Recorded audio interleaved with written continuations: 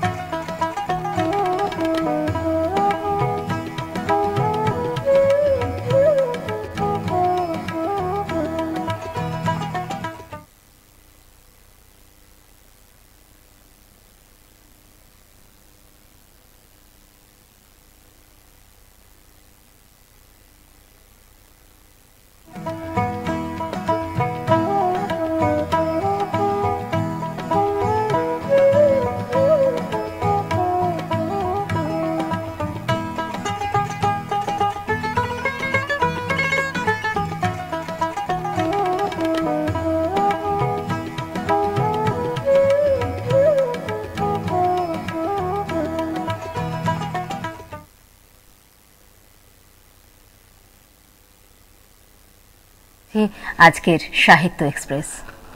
জানি বৃহস্পতিবার মানে একটা অপেক্ষা। কিসের জন্য অপেক্ষা? সাহিত্যের জন্য অপেক্ষা। মানে আমাদের জীবনের একটি অঙ্গ হলো সাহিত্য। সেই সাহিত্যকে বাদ দিয়ে আমরা চলতে পারি না। জানি বন্ধুরা যারা সাহিত্যকে ভালোবাসেন, শিল্পকে ভালোবাসেন, তারা অপেক্ষা করে থাকেন প্রতি বৃহস্পতিবার এই সময়টায়। আজকের যে অতিথিকে আমরা আমাদের মধ্যে পেয়েছি তার বিষয় কি সেটা বলার আগে একটু সেই বিষয় নিয়ে আলাপ আলোচনা হোক। আমার কবিতা আলোর চাতক, অন্ধকারের মুনিয়া। আমার কবিতা ছোট পরিবার, বাইরে বিরাট দুনিয়া। কবিতা আমার ঘর সংসার, নদী পাহাড়ের গল্প। আমার কবিতা পারমাণবিক, যুদ্ধ অল্প অল্প। বুঝতেই পারছেন কবিতার যে লাইন কখানি দিয়ে শুরু করলাম, আমাদের অত্যন্ত শ্রদ্ধেয় কবি, প্রিয় কবি মল্লিকা সেনগুপ্তর কবিতা। এটাও বুঝতে পারছেন যে আজকের বিষয় কবিতাই, আর সঙ্গে আমাদের যে কবি বন্ধু আছেন সেটাও আপনারা জানেন। কিন্তু কে আছেন? কবির সঙ্গে অনেক সময় আমরা পরিচিত হতে পারি না, কিন্তু কবিতার সঙ্গে আমরা পরিচিত হই খুব সহজেই। কবিতার কটা লাইন দিয়ে পড়ে, যা কিছু বিনষ্ট হওয়ার ছিল সেই নষ্ট করেছে তোমাকে। তুমি শিউরে উঠতে গিয়ে বসে আছো বুক চেপে। ঝড় থেকে আন্দোলিত পাতার কথা শুনে যাচ্ছ। মনে হচ্ছে এই বুঝি শেষ হলো, এই শুরু হবে। আবার আরেকটা কবিতা একটু পড়ি, যাতে কবির কবিতার সঙ্গে পরিচিত হতে তো একটি কবিতা যথেষ্ট নয়, আরেকটু পড়ি। এ সকলও কল্পনায় আসে আমার। আয়নার পিছনে আরেকটি আয়না এসে দাঁড়ায়। গত রাতের উচ্ছিষ্টগুলিকে ফেলে দেওয়ার সময় ভাবি এদেরও আলাদা পরিচয় ছিল গত রাতে। এই সকালে তাদের আর কোনো দেবতা রইল না। এরকম সব অপূর্ব সৃষ্টি তার কলমে। বয়সে নবীন কিন্তু কাজে অনেকখানি উন্নত, এমন একজন কবিকে আজকে আমরা আমাদের স্টুডিওয় পেয়েছি। ভালো লাগছে যে আমাদের সম্পদদের যখন আমরা আপনাদের সামনে তুলে ধরতে পারি, সেটা আমাদের কাছে একটা বাড়তি পাওনা। আছেন আমাদের সঙ্গে কবি বন্ধু সুকান্ত দেবনাথ। সুকান্ত, আমাদের এক্সপ্রেস এই সাহিত্যের পরিবারে আসার জন্য আমরা খুব খুশি আপনি এসেছেন। প্রথমে কবিতা দিয়েই শুরু করব। আপনার কোনো কবিতা যদি আপনি আমাদের পড়ে শোনান। প্রথম কথা হলো, নিজের কবিতা অন্যের মুখে শুনতে পারা একটা বড় সৌভাগ্যের বিষয়। দ্বিতীয়ত হচ্ছে এত ভালোভাবে আবৃত্তি করতে পারা, এটাও একটা বিরাট বড় শিল্প। এটা পারফর্মিং আর্টের মধ্যে পড়ে। কবিতার যে প্রকাশ, কবিতার যে বিকাশ, সেটা কখনোই আবৃত্তিকার ছাড়া সম্ভব নয়। কবিতা সাধারণ মানুষের কাছে পৌঁছাতে পারে না। কবিরা যেভাবে কবিতা পড়ে, কবিরা তার নিজের অনুভূতি থেকে পড়ে, কিন্তু সেটা আপামর জনতার কাছে পৌঁছে দেওয়ার যে মাধ্যম, সেটা কবিরা অনেক সময় জানে না, বুঝতে পারে না। তারা তাদের সংকুচিত গণ্ডির মধ্যেই নিজেকে রেখে তার কবিতাকে লিখে এবং সেইভাবেই সে পড়তে থাকে। কিন্তু যখনই সেটা কোনো আবৃত্তিকারের মুখ থেকে সে শোনে, তার সৃষ্টিটাকে সে নতুন করে পায়। তেমনই ভাবেই আমার ছোট ছোট দুটো লেখা শুনলাম এখনই পাশে বসে, যেটা দারুণ লাগলো শুনে। কবি, আমরা কিন্তু আপনার কাছ থেকে আপনার কবিতা হ্যাঁ, শুনতে আমার চাই। কবিতা শুনতে চাইছেন, ঠিক আছে।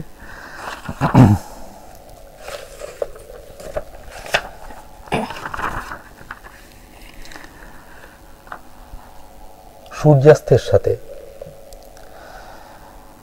একটা সূর্যাস্ত ছিনিয়ে এনেছি তোমার জন্য, প্রহেলিকাময় যে ছায়ার দীর্ঘ হতে হতে নিজেকে ন্যাংটো করে গেছে, তার কাছ থেকে একটা মিথ্যে চাঁদ উপড়ে আদেকলা আর অপ্রেমের চাদরে পেচ্ছাপ করে বিষাদের গ্যাস ওভেনে হারানো ছবির সমান্তরাল ছবি বসিয়ে ভেবেছি শেষ সূর্যাস্ত আর তুমি। একটা জানালার শাসি, একটা বিচ্ছিন্ন রেল কোয়ার্টার, প্রতিকণা পরমায়ু সাথে করে স্থিতিশীল। কিছু কি বিলোপে করে ডেকেছিলে? স্বাধীন তুমি এসো, নাক পাশে জড়ানো বুকের কাছে শরীরে দশম ছিদ্র পড়ে আছে, তার আত্মা রক্ষা করে আছে মেঘ। তাকে দুহাতে সরিয়ে দেখো কোনো ফিঙ্গার প্রিন্ট পাওয়া যায় কিনা, বা কোনো সংকেত, কতদূর গেলে পাওয়া যাবে কি, কোন রাস্তার কোথায় মোচড়। আমিও দেখেছি এই সব মাইল ফলক স্পর্শ করে একটা দীর্ঘ পথ হেঁটে চলে গিয়ে দেখেছি পিছনে পড়ে থেকেছে আগুন। আমার জন্ম শহর, যাকে আমি মৃতের স্তূপ নামেই ডেকেছি, পুড়ে যাওয়া মাঠ, ভাঙা পুরো স্কুল, আর সেই লেডিবার্ড সাইকেলখানি। বাহ, কি অপূর্ব। কবি, আমাদের যে প্রথম প্রশ্ন সেটা হলো যে এই যে আপনার কবিতা যাপন, সেটা কিরকম বয়স থেকে? কবিতা যাপনের আগে আমি ছোটবেলায় সাহিত্যিক হওয়ার স্বপ্ন দেখতাম, এখনো দেখি। মানে যেটা এখনকার ছেলেমেয়েরা কেউ দেখে না বোধহয়, কারণ না দেখে, এখনকার ব্যাপারটা হয়ে গেছে যে সহজলভ্য হয়ে গেছে অনেক কিছু। একদম, সেটা সহজলভ্য হয়ে গেলে দুটো দিক থাকে, সবেরই যেমন পজিটিভ নেগেটিভ আছে। আগে সহজ বইপত্রের কাছে যাওয়াটাই একটা কঠিন কাজ ছিল। সেই বইপত্রের কাছে যাওয়ার একটা জার্নি ছিল। সেই জার্নিটা কখনো কোনো কিছুই এক জেনারেশনে হয় না, সমস্ত কিছুর পিছনেই একটা ব্যাকগ্রাউন্ড থাকে। যে পরিবারের থেকে ছেলেমেয়েরা খেলাধুলায় যাচ্ছে, তার মা বাবাও খেলাধুলায় ছিল, খেলাধুলার জগতে ছিল, সেই জন্যই তারা সেই পরিবেশটা পেয়েছে। যে পরিবেশে গান বাজনা, হ্যাঁ, আমার ফ্যামিলির, আমার দাদা মশাইও সাহিত্য চর্চা করতেন, মা করতেন। আমাদের বাড়িতে সবসময় বই আসছে, বই যাচ্ছে, লাইব্রেরি মেম্বারশিপ, সেখান থেকে বই আসা, বইয়ের বিভিন্ন লেখকদের বইয়ের লিস্ট থাকতো, সেই লেখকের বই পড়া হয়েছে, বই পড়া হচ্ছে, এরকম একটা পরিবেশ ছিল। যারা সাহিত্যকে ভালোবাসেন তারা কিন্তু এভাবেই চলেন। এখন জিনিসটা অনেক ওপেন হয়ে গেছে, এখন সবার কাছে সবকিছু চলে আসছে, জিনিসটা খুব সহজলভ্য। আমরা যে সময় বড় হয়েছি সে সময় তো এত কিছু ছিল না, আমাদের একটা বইয়ের জন্য অপেক্ষা করতে হতো, এবং বইয়ের জন্য বইয়ের জন্য ছুটতে হতো, জোগাড় করতে হতো, লাইব্রেরি মেম্বারশিপ নিতে হতো, লাইব্রেরিতে গিয়ে খুঁজতে হতো, সেখানে পেলাম না তো কোথাও গিয়ে কোনো বইয়ের দোকানে গিয়ে অর্ডার দিলাম, সেই বইয়ের পয়সা জোগাড় করো, বই কেনো, এর একটা বড় ব্যাপার ছিল। সেটা তখন একটা এরকম ছিল ব্যাপারটা। তো আমি ছোটবেলা থেকে স্বপ্ন ছিল, কিছু কিছু ভ্রমণ উপন্যাস পড়ে আমার খুব স্বপ্ন ছিল যে আমি ঘর থেকে বেরিয়ে যাব, অবধূতের লেখা খুব ভালো লাগতো আর কি, মানে কল্পনা জগতে, হ্যাঁ একদম বিরাট কল্পনা জগতে চলে যেতাম, যে আমি সাধু সন্ন্যাসী হয়ে বেরিয়ে যাবো, সাধু সন্ন্যাসী হয়ে বেরিয়ে এতটাই প্রভাব ছিল অবধূতের লেখাগুলোর, এতটাই প্রভাব ছিল যে সেই রকম জীবনটা চাইতাম।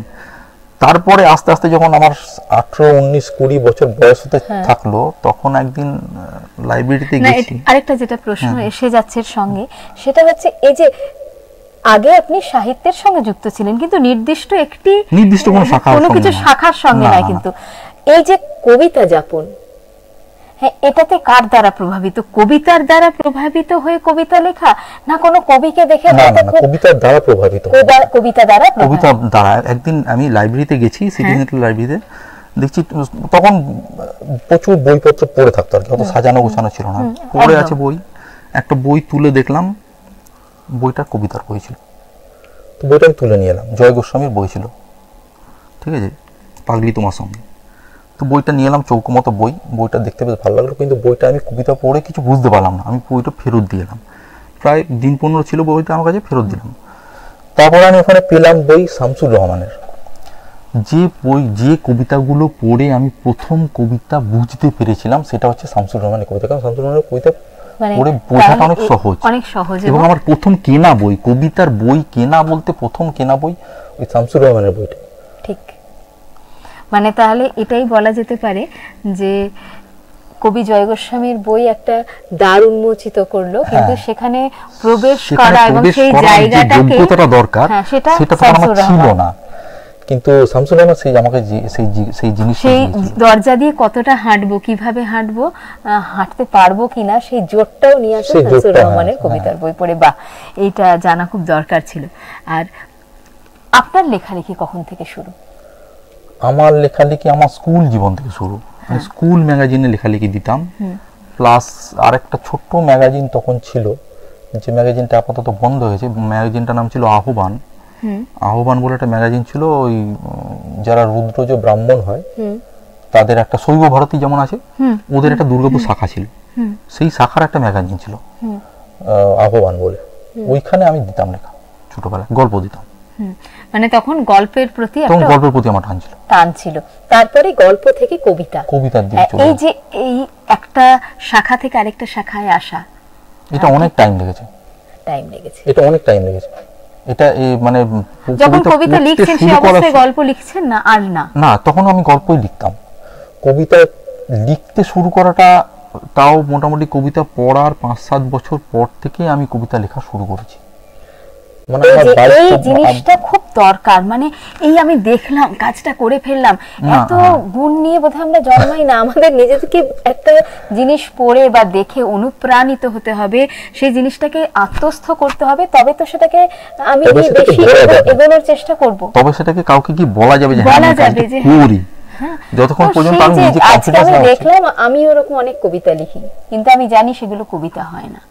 আমি যদি জোর করে কবিতা বলতে চাই, মানে আমি যদি মনে করি যে আমি কবিতা লিখে ফেলছি, তাহলে সেটা ভুল।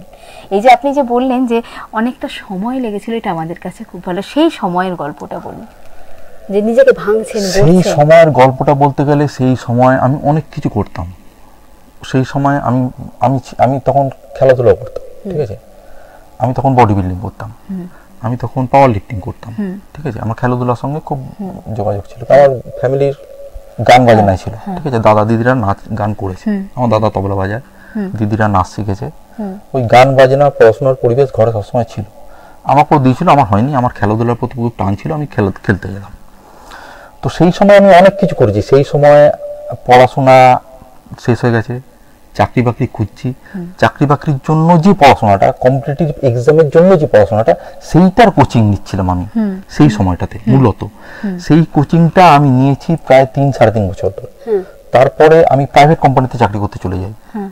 প্রাইভেট কোম্পানিতে যখন চাকরি করতে যাই, তখনই আমি কবিতা লেখা শুরু করি ওইখানে গিয়ে।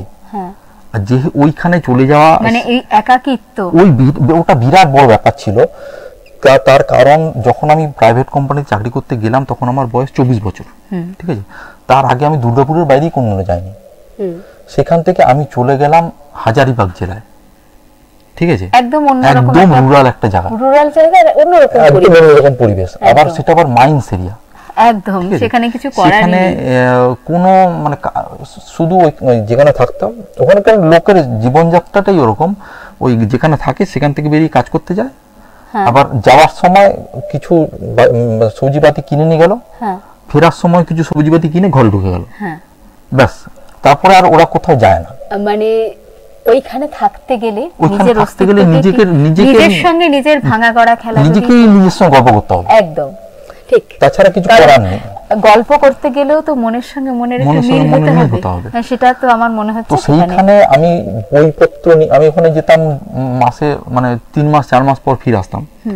তো আমি বইপত্র নিয়ে যেতাম, সেগুলো ওখানে শেষ হতো, আবার ফিরে আসতাম। তো ওগুলো ফিরে এসে সেগুলো রেখে আবার নতুন বই নিয়ে যেতাম, এইভাবে চলেছে। তাহলে একদিকে ঘর থেকে বেরিয়ে অন্য একটি জায়গায় যাওয়া, মানে সেখানে কিন্তু আপনার এই মনের তাগিদেই কিন্তু শিল্প সৃষ্টির কাজটা একদম একদম মনের তাগিদে সেখানে। তাহলে এটা বলছেন যে নিঃসঙ্গতা আমরা দাবি করি যে কোনো শিল্পর সৃষ্টির নিঃসঙ্গতা ছাড়া শিল্প হতে পারে না, ঠিক? সৃষ্টি হতে গেলে নিঃসঙ্গতা চাই, মানে নিজের সঙ্গে নিজের ভাঙা করা, নিজেকে প্রশ্ন করা, হ্যাঁ, নিজের সঙ্গে নিজের সমানে একটা এই জায়গাটা নিজের সঙ্গে না বুঝতে পারলে কি করে হবে। একদম। বন্ধু, এবার যদি বলেন যে মানে এই যে কবিতায় এলেন, প্রথম কবিতার আসরে যেতেন, হ্যাঁ, ঠিক গ্রহণযোগ্যতা কেমন ছিল?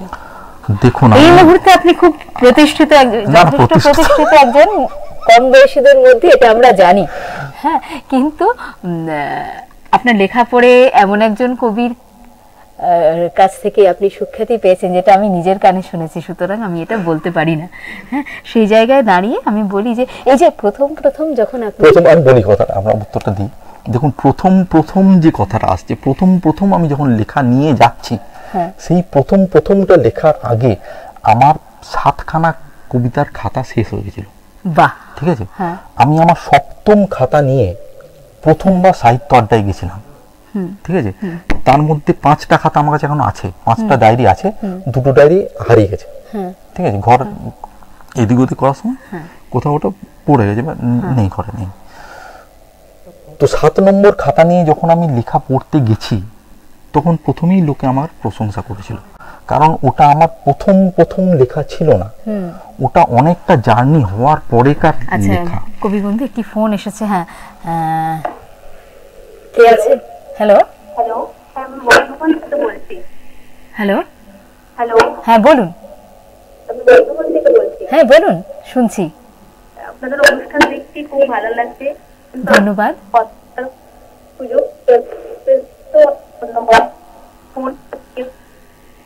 আচ্ছা, আপনি যে জায়গায় আছেন সেখান থেকে একটু সরে কথা বলবেন, তাহলে আমাদের কাছে কিন্তু ফোনটা যেটা আসছে সেটা সব কথা খুব একটা স্পষ্ট নয়। বন্ধু, একটু যদি, হ্যাঁ বলুন।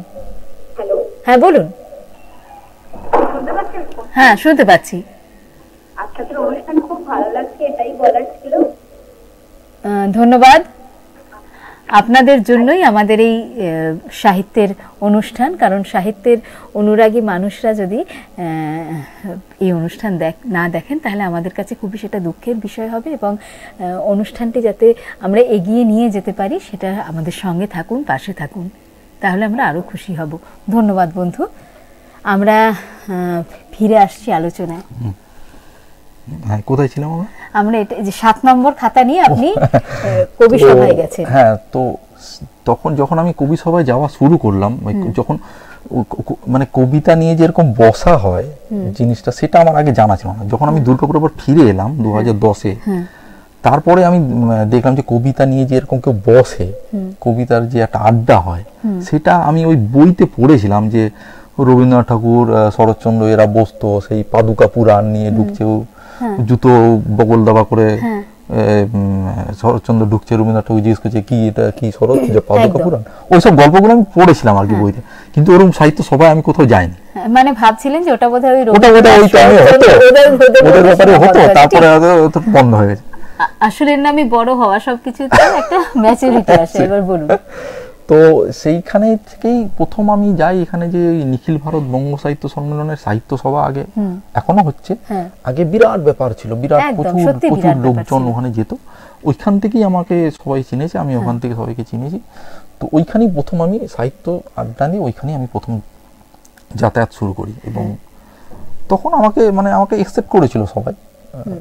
হ্যাঁ, আসলে কি আমরা যদি এটা ঘটনা যে কাজের প্রতি যদি নিষ্ঠা থাকে, কাজকে যদি ভালোবেসে করা যায়, এবং কাজ করার আগে কিছুটা পড়াশোনা করা যায়, হোমওয়ার্ক করা যেটা বলে, সেটা যদি সঠিকভাবে করা যায়, তাহলে যে কোনো শিল্পের মাধ্যম, সাহিত্যের যে কোনো শাখাতেই আমরা যাই না কেন, মানুষের কাছে গ্রহণযোগ্যতা থাকে না এটা বলা যায় না। মানুষ কিন্তু গ্রহণ করবে, যেমন আপনাকে গ্রহণ করেছেন মানুষ। বলুন। তো এইভাবেই আমার তো জীবন চলছে আর কি, যেভাবে দেখুন লাফিয়ে চলার কোনো জায়গা নেই এখানে। এটা একটা দুর্গাপুর শহরে বড় হয়েছেন, হ্যাঁ, প্রচুর কবি বন্ধু আছেন, এদের কারোর লেখা আপনার সমসাময়িক, যেটা আমাদের আজকের বিষয়, যে বা আপনার থেকে তারা বড় বয়সে আপনাকে অনুপ্রাণিত করেছে। কখনো কখনো মনে হয়েছে বাহ, এই লেখাটা আহা, এমন যদি লিখতে পারতাম।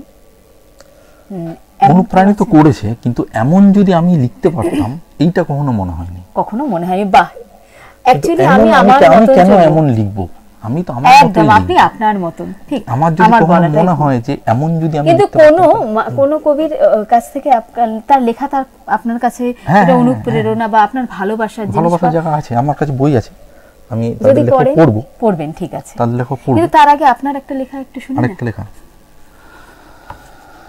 আসলে যারা দূরের বন্ধু সব সময় আপনাকে কাছে পাবে না, তারা তো লেখার মাধ্যমে পরিচিত হবে, সেখানে লেখা যদি একটু পড়ে শোনান তাহলে তাদেরও ভালো লাগবে। আমার এই বইটা পুরোটাই একটা মিথের ওপর। খ্রিস্টানিটিতে অনেক, আমাদের মধ্যে যেমন অনেক মাইথোলজি আছে, খ্রিস্টানিটিতে অনেক আছে। মাইথোলজি নয়, এটার একটা আলাদা শাখা, যেখানে বিশ্বাস করা হয় যে যীশু খ্রিস্টের স্ত্রী ছিল, মেয়ে ছিল, ঠিক আছে, যীশু খ্রিস্টের স্ত্রী ওনাকে ক্রুসিফিক্সনের পর ওনাকে নামিয়ে এনেছিল, তারপরে ওনার সেবা শুশ্রূষা হয়েছিল, তারপরে ওরা রেজারেকশন হয়। এটা একটা আলাদা জগৎ ওদের মধ্যে। সেটার উপরেই আমার একটা বই আছে, কবিতার বই। সেখান থেকেই দুটো কবিতা পড়ি। কবিতার নাম মায়া মৃত্যুগামী। এই কি সেই অবিচ্ছেদ্য আলো যার কথা দিয়ে শুরু হয়েছিল, এই কি সেই মায়া মৃত্যুগামী যার কোল খালি করে চলে এসেছি। কখনো রাত ঘন হলে অন্ধকারের লুকোনো অবশিষ্টটুকু খুলে দেখি, হারানো অস্তিত্বের হাতছানি হারিয়ে যায়নি তো। কাকে বলে রেজারেকশন? পুনরুজ্জীবনে কে আমাকে গেঁথে দেবে, ছদ্মবেশে ডেকে নিয়ে যাবে অনতি দূর, বুকে হাত রেখে যেখানে এক রক্তরেখা দাঁড়িয়ে রয়েছে। বাহ, এক পাড় ভাঙা অবিশ্বাসের মধ্যে দিয়ে উড়ে যাচ্ছে মৃত আকাঙ্ক্ষার পাখিরা চিরতরে। তাহলে আবার ফেরার দিন কি নির্ধারিত করা যেতে পারে, যেখানে সবকটি অবাস্তব নিজেদের মধ্যে একটি গোল তৈরি করবে, ভার কেন্দ্রে রেখে যাবে যা কিছু অস্তগামী।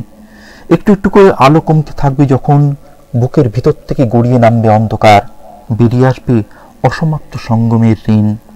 দুজনেই পরাজিত, দুজনেই দুজনের দীর্ঘ কষ্ট যাপনের আবর্ত কাঁখে করে চলেছে মহাপ্রস্থানে। তুমিও আজ এই সম্পর্কের অসহজে কুশের আসন্নে দাঁড়িয়েছ। হে অন্তর্যামী, দেখো ওই ভেজা পথ বেয়ে উঠে এলো কেউ, তার জয়, তার প্রাপ্তি, কিন্তু বিষণ্ণ শরীর তোমার দিকেই তাকিয়ে রয়েছে স্থিরভাবে। অথচ প্রতিশ্রুতি নিজেকে ক্ষয় করে ফেলেছে এবেলা। আবার যদি সে মায়ের গর্ভেই আসিত। বিক্ষিপ্ত সময়ের মাসে এসো না, তোমাকে নীল জ্যোৎস্নার কথা বলেছিলাম, চারটি নদীর কথা বলেছিলাম, পিতা ও পুত্রের মাঝে যে পবিত্র মা অন্তহীন, তারপরেও গভীর ব্যথার কাছে দাঁড়িয়ে পড়েছে। না, আমি কিছুতেই তাকে অতিক্রম করতে পারি না। আমাকে বৃষ্টির মাঝে দাঁড়াতে দাও। কান্না ক্রমশ অন্তর্লীন, ডুবে যাচ্ছে সব, ভেসে যাচ্ছে সব। অপূর্ব। আমি কবিতাকে যেটুকু ভালোবাসি বা যেটুকু বুঝতে পারি, অপূর্ব লেখা। যদিও এই লেখার সঙ্গে আমি পরিচিত নই, সেটা আমি একবারও বলবো না, কেন যারা দুর্গাপুর শহরে থাকি, দুর্গাপুরের বাইরেও যারা থাকি, তারা অনেকেই আপনার কবিতার সঙ্গে পশ্চিমবঙ্গের মানুষজন অনেকেই কবিতার সঙ্গে পরিচিত আছেন। হ্যাঁ, আমাদের একটু অপেক্ষা করতে হবে, ফোন বন্ধু কেউ আছে। হ্যাঁ বন্ধু, বলুন। নমস্কার। হ্যাঁ, হ্যালো, নমস্কার। আমি বলছি আপনার থেকে অনন্যা। বলুন। হ্যাঁ, আপনাদের ভালো বিষয় আর উনি বলছেন অর্থাৎ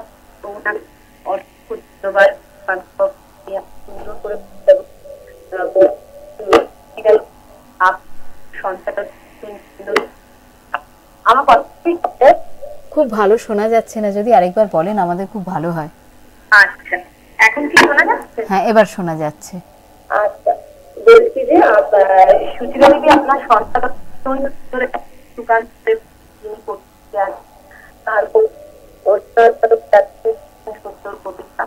আপনি যখন অনুষ্ঠান দেখছেন তাহলে আপনি সাহিত্য ভালোবাসেন, কবিতা ভালোবাসেন, তাই তো?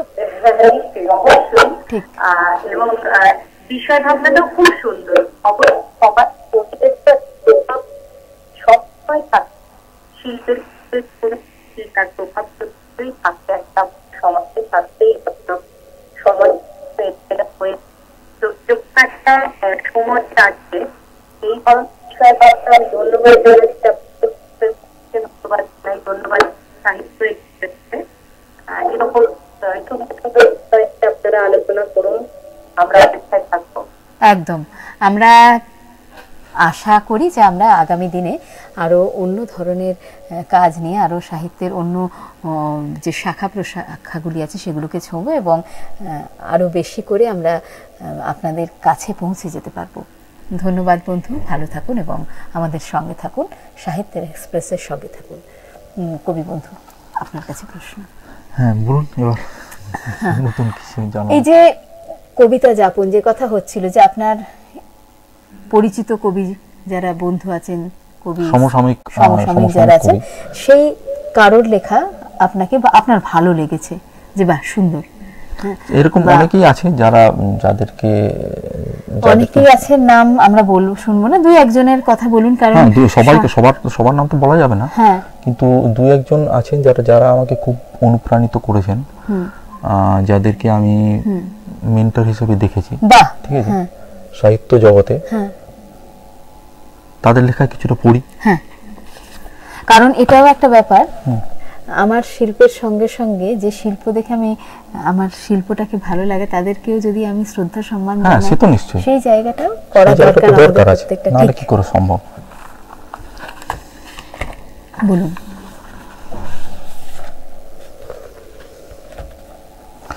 দিশারি মুখোপাধ্যায়ের একটা কবিতার বই আছে, কবি দিশারি মুখোপাধ্যায়ের হাইরোগ্রাফিক চুম্বন এবং পিপাসার্থ আমি, সেখান থেকেই একটি লেখা পড়ি।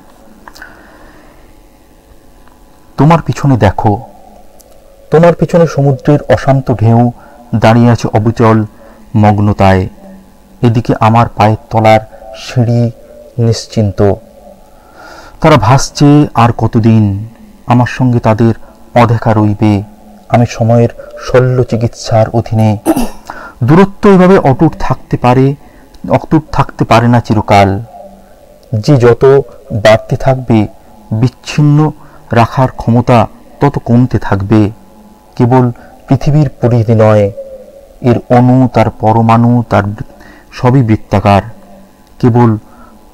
কেবল ঝরে না, পাতা আসেও গাছে গাছে, আমাদের রাস্তাটি এখনো পিচের নয়, সিমেন্টের ঢালাইও নয়, তবু তার যাত্রা গন্তব্যতে পৌঁছতে যায় বাঁশির মতো, আমি তো চাই এই রাস্তা কাঁচাই থাক, আমাদের যাতায়াত যদি নাও থাকে, সবুজ ঘাসে ঢেকে থাকবে এর শরীর জুড়ে আমাদের আকাঙ্ক্ষার পদচিহ্ন, সমুদ্রের দিকে মুখোমুখি দাঁড়াও একবার। কি অসাধারণ লেখা, দিশারি মুখোপাধ্যায়ের বহু কবিতা আমরাও পড়ি এবং সেই কবিতাগুলো নিয়ে আমরা কাজ করারও চেষ্টা করি, এখনো করছি, ভবিষ্যতেও করব। আরেকজন অমিত সরকার, অমিতদার একটি বই আছে, সেই বইটাতে আমাদের জন্য যারা আমরা এই বাচিক কবিতা মানে বলি, যারা আবৃত্তিকার যারা আছি, তাদের জন্য লেখা একটি বই, অসাধারণ সব কবিতা সেখানে আছে। সেরকমই একটি কবিতা পড়ি, কবিতার বইটা সম্ভবত নাম আপনি যেটা বলছেন সেটা ওই সিপিয়া অ্যালবাম, ওই বইটা, সেখানে সিপিয়া অ্যালবাম, সেখান থেকে একটি লেখা পড়ি, লেখাটির নাম দার্জিলিং। লেখাটা এত মানে ভিতরে ঢুকে যায়। দার্জিলিং, মা খুব বেড়াতে ভালোবাসতো এক সময়, এখন শুধুই মুখভার জানালায় বসে ঘনিষ্ঠ ভ্রমণ কাহিনী শোনে। খুব কি আর বেরিয়েছে কখনো? মেজমাসিদের সঙ্গে পুরী, দীঘা, আর একবার টানা 7 দিন দার্জিলিং। যেভাবে আমার 5 বছরের জন্মদিন। আমাদের দুঃখী গলির জলটুংরিতেও কখনো হাতছানি দেয়নি শীতের আঙুল। মনে পড়ে কস্তুরী হরিণীর মতো শুয়ে থাকা ম্যালের সকাল। ঘোড়া নিয়ে এগিয়ে আসছে যে হাসি খুশি বাচ্চা ছেলেরা, তার নাম গুরুং। খেয়ালি হাওয়ার হাতে এক ভাঁড় চা নিয়ে। ব্রাউন কাঠপড়া বাবা খুঁজছে নীল পিওর সিল্ক মাকে। এইমাত্র কনভেন্টার্সের দিক থেকে উঠে আসতে প্যান্ট শার্ট পরা দুজন মেম সাহেব গাল টিপে আদর করে গেল আমায়। হেসে কি যেন বলল মাকে ইংরেজিতে, মা ঠিক বুঝতে পারল না। বড় রাস্তায় ছুটে যাওয়া বেপরোয়া হর্নের কৌতুক ডুবিয়ে বৌদিরা চিৎকার করে মাকে চা খেতে ডাকে। মা শুনে প্ল্যাটফর্ম ছেড়ে বেরিয়ে যাচ্ছে নিঃসর্ম দার্জিলিং মেল।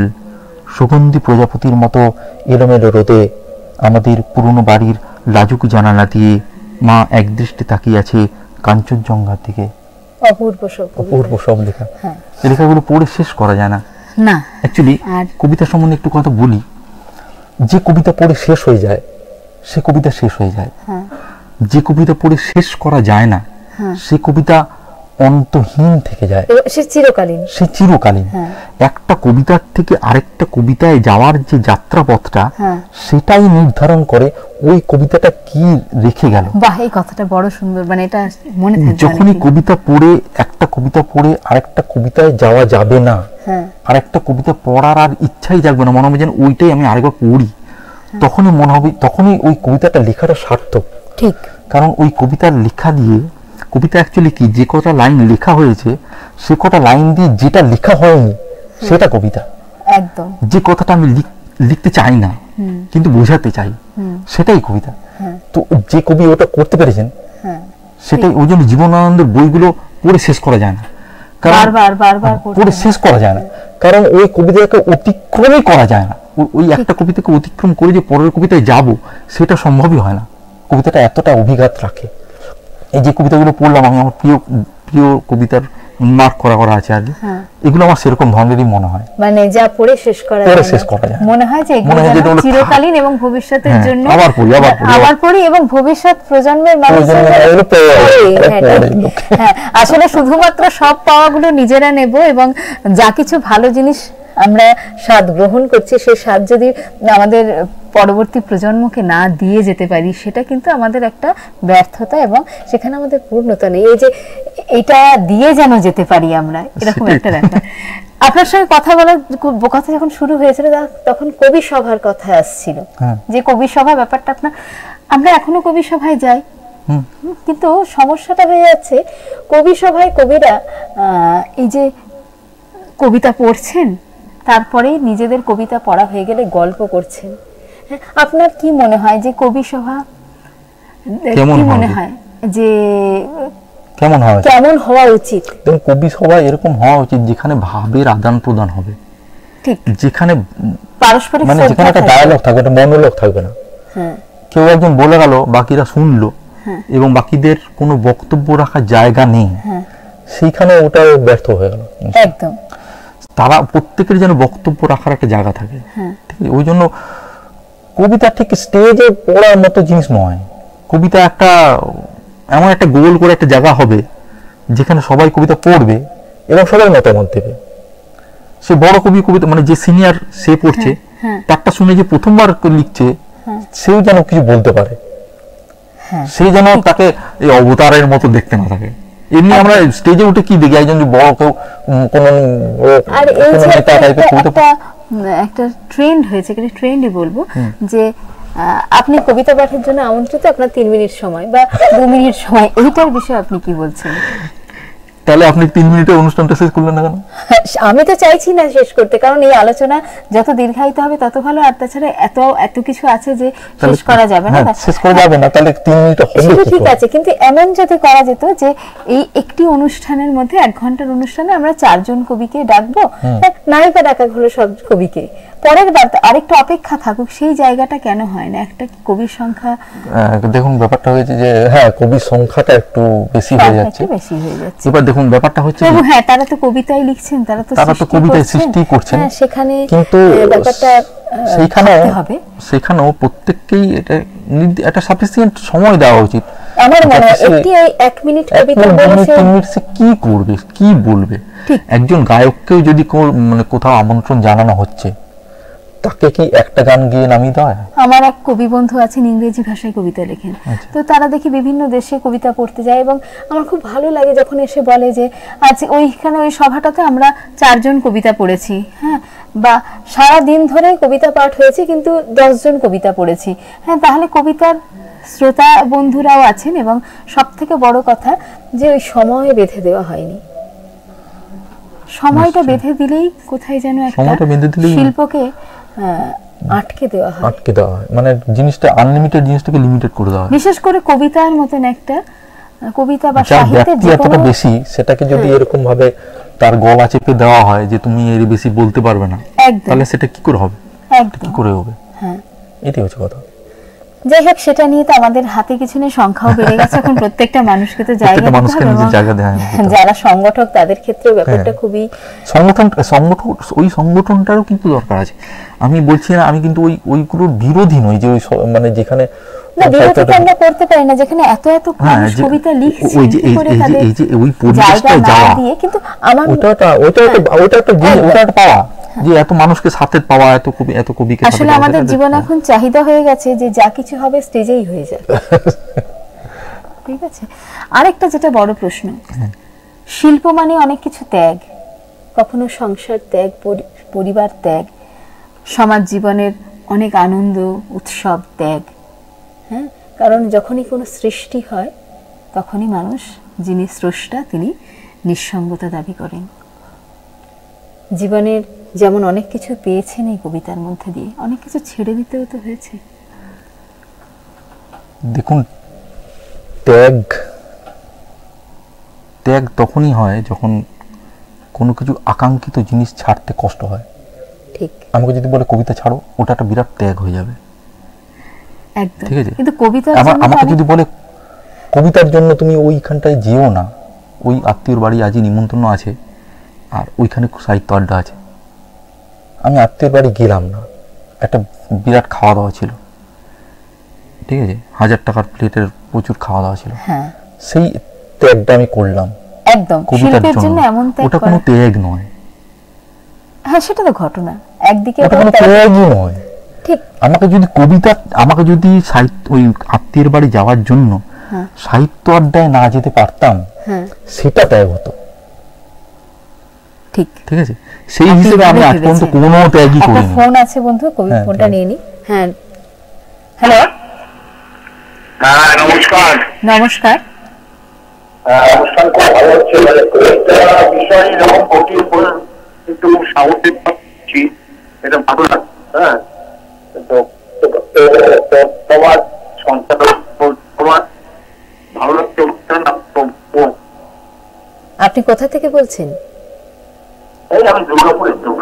বাহ, যাই হোক, অনুষ্ঠান দেখছেন সেজন্য আপনাকে ধন্যবাদ, আর শিল্পকে ভালোবাসেন সেজন্য আলাদা একটা ধন্যবাদ আপনি পাবেন অবশ্যই, কারণ যখন মানুষ সবকিছু খুব হালকা একটা জীবন যাপনে অভ্যস্ত হচ্ছে, সেই সময় শিল্প সাহিত্যকে আঁকড়ে যারা ভালোবেসে যারা আছেন তাদেরকে আমরা অবশ্যই স্যালিউট জানাই। থাকুন আমাদের এক্সপ্রেস পরিবারের সঙ্গে, সাহিত্য এক্সপ্রেস পরিবারের সঙ্গে। আমরা অনুষ্ঠান মানে আসলে বিষয় নির্বাচনটা খুব গুরুত্বপূর্ণ, যাতে সাধারণ শ্রোতারা তারাও মানে ব্যাপারটা ধরতে পারে, বুঝতে পারে, এটা খুব জরুরি। যাই হোক, অনেক ধন্যবাদ আপনাদের, অনেক ধন্যবাদ। মানে আপনাদের কাছে আমরা পৌঁছতে পারছি তো আমাদের প্রশ্ন, যে আলোচনা যে চলছে সেই আলোচনার মাধ্যমে। ঠিক আছে, সুচিরা সুকান্ত দুজনকে ধন্যবাদ। ধন্যবাদ আপনাকে। আমরা যেটাতে ছিলাম যে ত্যাগের ব্যাপারটা, মানে ধরুন এমনও তো হয় যে আপনার আজকে এই সময় একটা চরম, আজকে ধরুন বাড়িতে একটা কোনো অনুষ্ঠান আছে কিন্তু আপনি যাবেন না, ঠিক আছে, কারণ আপনার লেখাটা মাথার ভেতরে আছে, সেটা কলমের ডগায় নিয়ে আসতে একটা যে পরিশ্রম করতে হয়, মানসিক পরিশ্রম, সেই সময়টা ওই কাজটা করবেন। সেটা হয়তো পরিবারের লোকজনরা একটু তো অফেন্ডেড হতেই পারে, হ্যাঁ সেটাও পরিবারের। এবার তখন ব্যাপারটা হয়ে যায় কি, বুঝিয়ে সুঝিয়ে তখন ব্যাপারটা হয়ে যায় কি, পরিবার আমার জন্য তাহলে ত্যাগ করছে, একদম, ঠিক আছে, তখন আমি কার জন্য ত্যাগ করছি। আমি যদি দেখুন প্রায়োরিটি থাকে কাজের, এবার কাজের প্রায়োরিটিতে সবচেয়ে আগে প্রায়োরিটি হচ্ছে হেলথ, কারোর শরীর খারাপ আছে সেটা আমাকে যেতেই হবে, আমি প্রথমে হচ্ছে আমাকে ইনকাম করতে যেতে হবে, তাছাড়া ঘর চলবে না, পেট চলবে না। এবার আমি ডিউটি যাচ্ছি, ঘর থেকে বেরোলাম, ঘর থেকে ফোন এলো ছেলের শরীর খারাপ, আমি মাঝ রাস্তা থেকে ফিরে এলাম, প্রায়োরিটি চেঞ্জ হয়ে গেল একদম, সঙ্গে সঙ্গে একদম, ঘরে এলাম, ছেলেকে হসপিটাল নিয়ে গেলাম, অ্যাডমিট করলাম, সঙ্গে সঙ্গে ঘর থেকে আবার ফোন এলো যে আরো কিছু একটা বড় প্রবলেম হয়ে গেছে। ধরুন ঘরে গ্যাস এসছে, ঘরে কেউ নেই, গ্যাসওয়ালা ফোন করেছে, আমি তো হসপিটালে, ওয়াইফও হসপিটালে, আমাকে গ্যাসটা নিতেই হবে এবার গিয়ে, নাহলে তো গ্যাসওয়ালা চলে যাবে, রান্নাই হবে না। তখন আবার ওটার জন্য দৌড়াচ্ছি। সবকিছু হয়ে গেল, আমাকে আবার ডিউটি যেতে হবে, আবার প্রায়োরিটি চেঞ্জ হচ্ছে, কারণ আমাকে একবার দেখা করতে হবে, আমি ছুটি নিয়ে নিই, আমাকে দেখা করতে হবে, তখন আবার ডিউটি যাচ্ছি। এই প্রায়োরিটি চেঞ্জ হতে হতে হতে হতে চলে।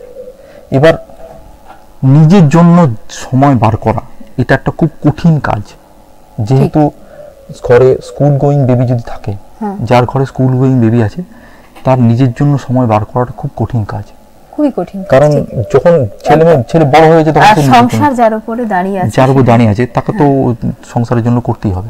এবার আমি যদি বললাম যে আজকে কোথাও যাওয়ার ছিল, আমি বললাম যে আজকে যেও না তোমরা, আমার একটা এরকম সাহিত্যের অনুষ্ঠান আছে, তাহলে তারা ত্যাগ করলো আমার জন্য, আমি কিছু ত্যাগ করলাম না। এটাই হচ্ছে কথা।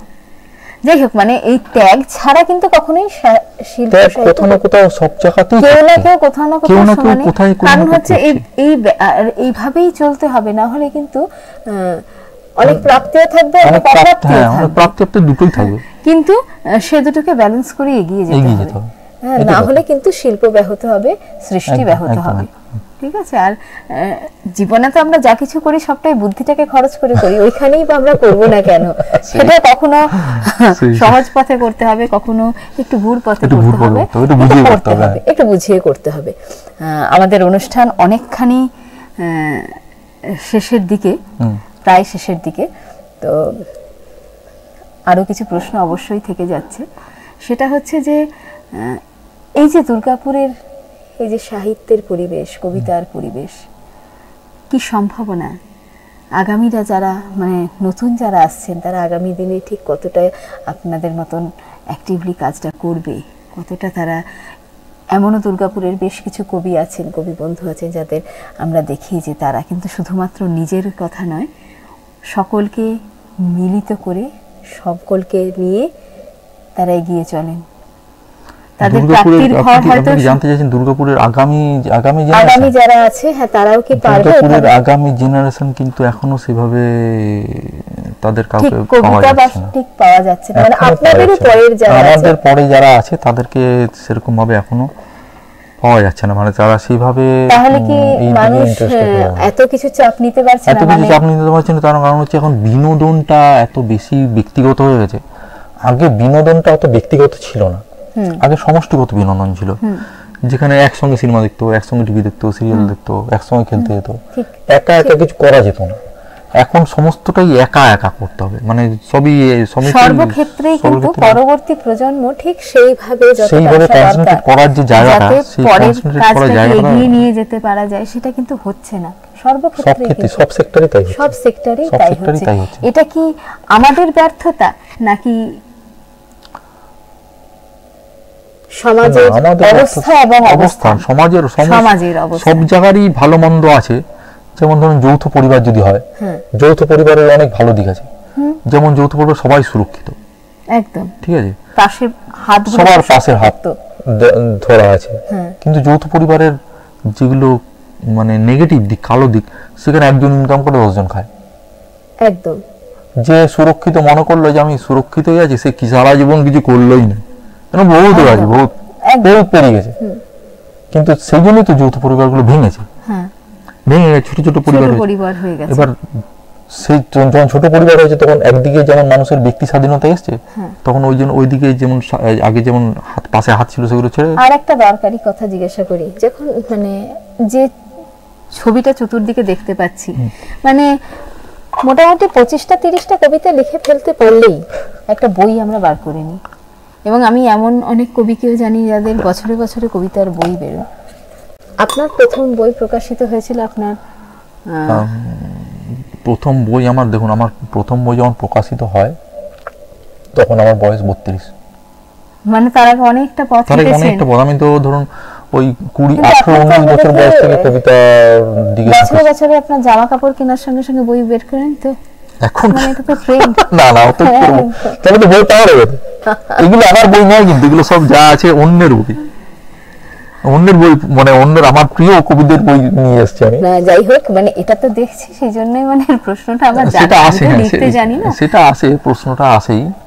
কারণ যেমন সমস্ত না না ওটার কারণ হচ্ছে যে যেমন কবির সংখ্যা বেড়েছে তেমন প্রকাশনা বেড়ে গেছে।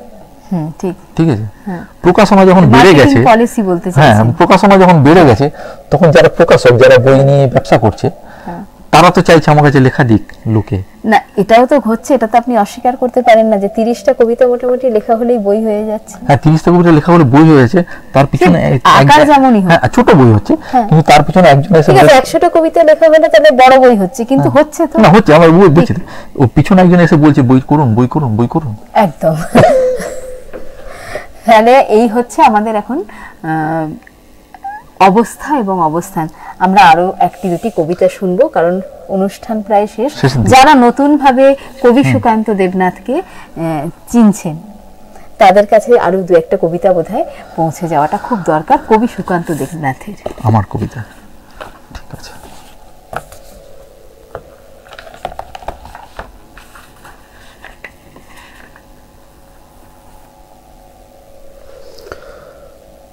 অপারেশন থিয়েটারের লাল লাইটের দিকে তাকিয়ে, তুমি ঠিকই বলেছিলে, কাল্পনিক এক ব্যাধির কারণে আমি প্রতি রাতে বন্ধ জানলার পাল্লায় হাত রাখি। মনে হয় একলব্যের হাসি ফুটে উঠছে ওখানে, আর তার বৃদ্ধাঙ্গুলি কুড়িয়ে পেয়ে আমি ছুটছি আর ছুটে যাচ্ছি। অপারেশন থিয়েটারের লাল লাইটের দিকে তাকিয়ে আছি। আসমানি লাল আর এই লালের মাঝে কি কোনো সম্পর্ক আছে? এগিয়ে যাচ্ছে অপার দরিয়ার দিকে, অথচ পাশে পড়ে থাকছে আমার শরীর, তার কণা মাত্র অস্তিত্ব নেই। যেটুকু সময় তোমার কাছে ছিলাম বুঝেছি আমার অর্ধেক কিভাবে অসম্পূর্ণ, আর তুমি ওই লাল লাইটের দিকে তাকিয়ে অপরিহার্য রিক্টারের জন্য প্রহর গুনছ। সমকাল তোমাকে কি ঘৃণা করব? অতিরিক্ত মদ বেশ্যার কারণে তোমার ইহকাল পরকাল মিশে যেতে বসেছে, আর তুমি ঠিক এই মুহূর্তে বসে আছো একটা পচা গোলা বৃদ্ধাঙ্গুলি নিয়ে। একদিন দেখি বুকের দুধটুকু তুলে দিতে চাইছো আমার মুখে, কারণ আমার অর্ধেক নিজেই নিজের সমুদ্রে ডুবে খুঁজে চলেছে নিঃশ্বাস। আমি অসময় থেকে সেটুকু মুছে দিতে চাইছি। যে অমুক তীর ছুঁড়তে আমাকে সাহায্য করেছিলে তা কিভাবে ফিরিয়ে দেবে স্রষ্টার কাছে? ভাবছি তাই আমার ভিতরে হেঁটে যাচ্ছে কেউ, আমাকে বলছে, নগর কীর্তনে বেরিয়ে মনে হলো সব কথা বলা যায় না, লেখা যায় না, অথচ এক টান অনুভব করি। এই খোল, এই করতাল, এই শব্দ, আমি ও আমার পা হয়তো এই মৃদঙ্গের পিছনে ছুটে চলা, হয়তো হরিণ শব্দ থেকে বেরিয়ে এসেছে, ছুটে চলেছে অনেক দূর, অথচ মেলে না কিছুই। সে শব্দ ক্রমশ ক্ষয়ী, সামান্যই বলা চলে, কারণ কিছুই বলার থাকে না। তবু আপেক্ষিক স্থিতি স্বপ্নের মাঝে একটা খালি ট্রেন রেখে দিয়ে চলে যায়। চলেছে কিন্তু বাস্তবিক থেমে নেই আমি এবং সে। শুধু আমি অনুভব করছি চারিদিক ক্রমশ সরে যাচ্ছে, দূরে চলে যাচ্ছে দূরতর সেতুর ওপারে দাঁড়িয়ে থাকা সাধু, অথচ আমি ফাঁকা কামরার এপান্ত থেকে উপান্ত করে চলেছি। দয়া গুরুদেব নেই। আমি যে কষ্ট করে অর্জন করেছিলাম তাই তো রেখেছি অর্পণে। তুমি স্বর্গীয় বিনা হাতে চোখ বন্ধ দেখতে পাও না নাকি সৃষ্টির কাছে লজ্জিত? তৃপ্তি মাঝেও শীতল হয় প্রতি রাতে, মদ আর স্বামীর হাতে মার খেয়ে। তারপর হারিয়ে যায় মানসিক ভারসাম্য। পুরুষ না প্রহার, কার সাথে তার কণ্ঠী বদল হয়েছিল? আমি সব স্থিরতার মধ্যে দেখছি একটি খালি ট্রেন, একটি শিশু মায়ের দুধ টানছে, ছুটে যাচ্ছে প্রতীক্ষার তীর। বাহ, দারুণ। আমাদের সময় একদমই শেষ। একজন কবিকে জানতে গেলে তার অন্তত কয়েকটি কবিতা তো শুনতেই হয়। যারা নতুনভাবে কবি সুকান্ত দেবনাথকে চিনলেন, আমি জানি তাদের সকলেরই ভালো লেগেছে, কারণ যারা সৃষ্টিশীল মানুষ এবং এমন অনেক বড় কবি আছেন যাদের কাছে অত্যন্ত প্রশংসিত একটি নাম কবি সুকান্ত দেবনাথের। যারা সাহিত্য এক্সপ্রেস পরিবারের সঙ্গে যুক্ত, মানে যারা অনুষ্ঠান দেখছেন, তাদেরকে বলি সঙ্গে থাকুন, তাহলে আমাদেরও ভালো লাগবে এবং আমরাও চাই সাহিত্যের বিভিন্ন দিকগুলি নিয়ে নতুন নতুন যে আলোচনা, অনেক আলোচনা যেগুলো আমাদের থাকে, যেই জিনিসগুলো হয়তো আমরা ছুঁয়ে গেছি কিন্তু তার সম্পর্কে জানি না, বেশি কিছু জানি না, সেই জিনিসগুলো আপনাদের সামনে আমরাও তুলে ধরতে চাই। যদি সঙ্গে থাকেন আমরাও উৎসাহিত হই। আর আপনারা আছেন বলেই কিন্তু এখনো এই অনুষ্ঠান চলছে এবং চলবে। সঙ্গে থাকুন, পাশে থাকুন। আজকের মতন এই পর্যন্তই ছিলাম সুচিরা, আর সঙ্গে আমাদের কবি বন্ধু সুকান্ত দেবনাথ। নমস্কার। খুব ভালো লাগলো এই অনুষ্ঠানে এসে, এত সুন্দর আলোচনা, এত সুন্দর কথা, এত সুন্দর বিষয়, অনেকগুলো কবিতা পড়া গেল, অনেক কিছু শোনা গেল। বেশ,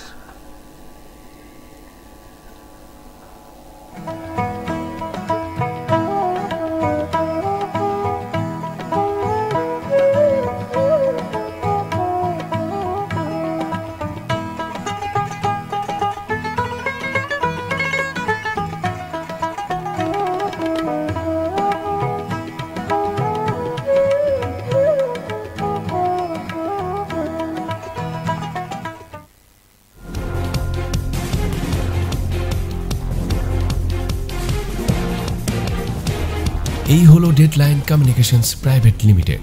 আপনারা দেখছেন এক্সপ্রেস নিউজ, খবর নেয়, খবর দেয়।